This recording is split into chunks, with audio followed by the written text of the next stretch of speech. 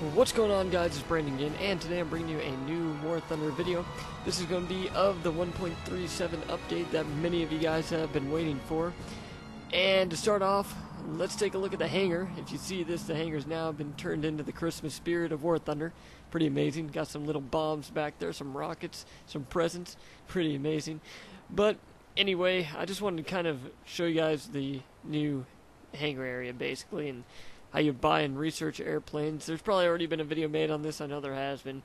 But I'm just going to give you guys kind of my feel of it, how I feel about it, and some of the other game modes. Now, I didn't make a video yesterday because there were some buggy issues with the servers and stuff like that, so I decided to kind of postpone that video until today. And so here we are. We're going to take a look at this, but this is basically the new layout. Up here it's kind of changed a bit. Your free XP is now in free research points, so that kind of correlates your research to a plane. So basically, any XP that you were going to put to a country is now converted into research points that you can research the next plane with. And I honestly think that's a smart move on Gaijin's part for doing that. Makes it a bit easier. There's not the whole 1 through 20 aspect. It's only 1 through 5 now. And it makes it kind of easier to get to the planes, I guess. But you still got to earn that XP for it. But just for example, I've already finished up the US tree, but we have the, let's see, we'll start off with P400 right here. P400 is a new plane, basically a P39 with 20 mils, supposedly. Yep, 20 mil Hispano.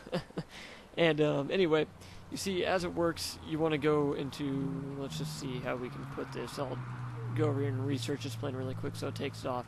So basically, you're going to have a plane that looks like this, and it's going to have a little progression bar on it. And I'm guessing that yours is going to be at 0 since you haven't started this yet, but we're going to go ahead and hit research. Now, any XP that you get in a game will then be put towards this plane for the research of this plane, so to speak. So basically, say if I'm using my Saber in game right here, then all the research XP that I get is going to go to that. And I'm also going to end up getting some free XP with it. And so not free XP, but free research points now. So the free research points I can also put to this, and not to one nation. So I kind of like that progression better. It makes more sense in my opinion. But this is also where people have been having problems. Now the 1 through 5 has been having a bit of issues. You get into games a lot faster. That's what I like. I mean, for a maxed out country like myself, I mean, of course I haven't unlocked these two, and the P51 I haven't bought yet, and the F9F-2, but it kind of draws problems for lower level players who are, say, stuck on the 4 to 3 tier right here. Now, say if you're using a jet of some sort, you might get put into a 4 match. Of course you will. You'll get put into a 4, but let's just take a look at the planes that are in the 4 tier. We have the American Spitfire, which has been taken out of the game, I believe. Yeah, it has. So, you know, this is put in the tier 4 category. I'm okay with that. But then you have shit like the B-17G and the B-24D. Now, this poses a problem for bomber pilots like myself who really love bombing. You're going to probably end up getting tiered up with, say, the F-80 and the F9F-2. Now, in recent games that I've had since the more recent update and some of the fixes since yesterday, I haven't been getting F-86 put in. I haven't had my F-86 put into lower tier games such as the tier 4, which I'm kind of happy about. But you're still going to get tiered up with the jets if you're flying this tier, most likely.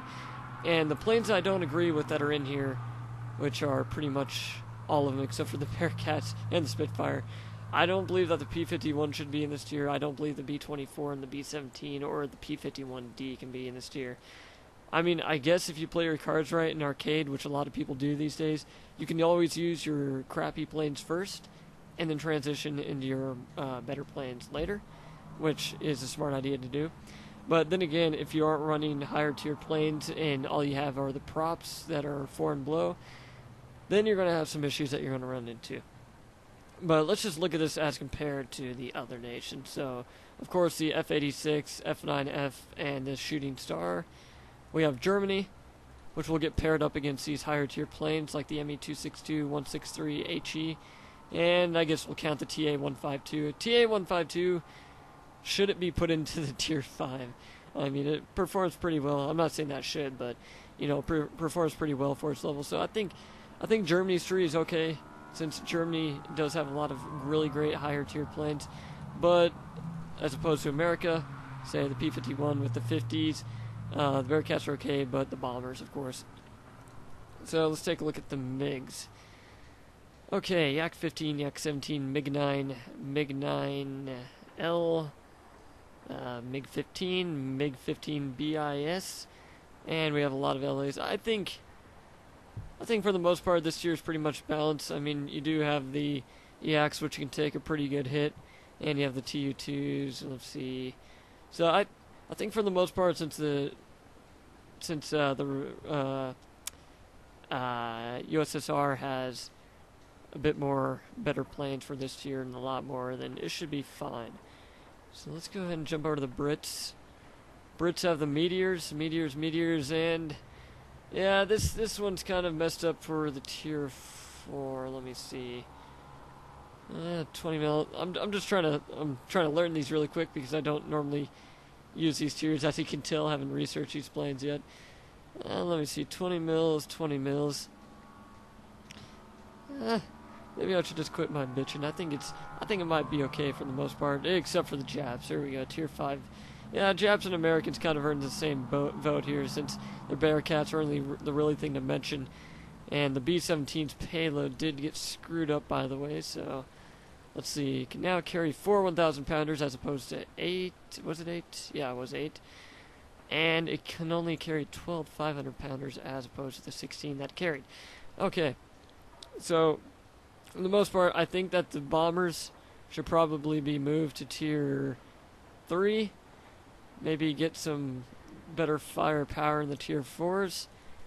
Germans are okay. Russians, I think, are fine. But then again, they don't have a lot of really... Germans don't have really any decent bombers, so I guess that's why I'm complaining a bit for the Americans, but that's okay. Why don't you guys give me your thoughts on the whole tier 4 Americans, since we're running 2 bombers in that tier. But then again, the Germans are running the Arado at tier 5. I would think that thing should be bumped down to tier 4. But what's the payload on this thing? Let's look. I've never really looked at it. 1,000-pounder, 250. Yeah, maybe bump that thing down to tier 4. But for the most part, I think that's great. But other than that, I mean, that's basically what's new with this. There's a lot of new planes that were added, such as the P400 and the F9F-2. Let's see what else. HS-129 with a 75 millimeter. Let's take a look at that bad boy. Look at that. That's pretty incredible. I'm not sure if I can fly that thing though. Can I? Oh, I think I can. Yes, I can. I'll go ahead and jump into a test flight of this thing really quick. Just take a look at it. Just for the shits and giggles of it. Let's just take a look at it.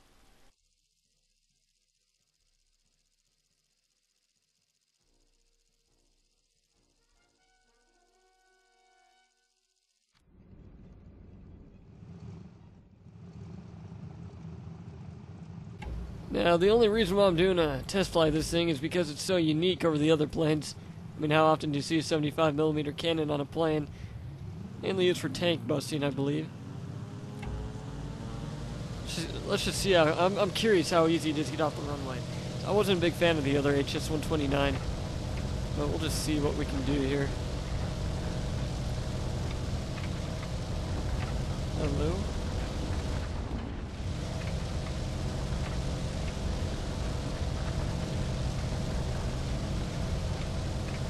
Oh, this thing does not lift off very easily.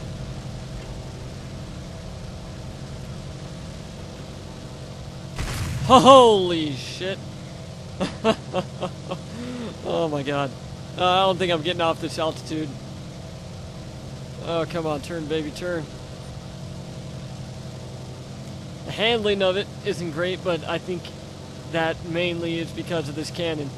I'm only going 190 kilometers right now. This is like freaking aircraft landing material right here. Aircraft carrier landing material. Let's just do a quick strafe for this thing. I'm just curious. This thing sure is a beauty, though. I love the look of these planes, but they just don't cut it for me. I don't know what it is.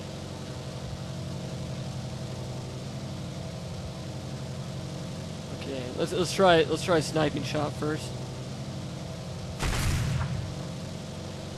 Oh, I got pretty damn close to it. I love the sound of this gun. Freaking amazing. Absolutely brilliant. Okay, let's see what we can do here. Oh, shit. This thing's pretty nice playing.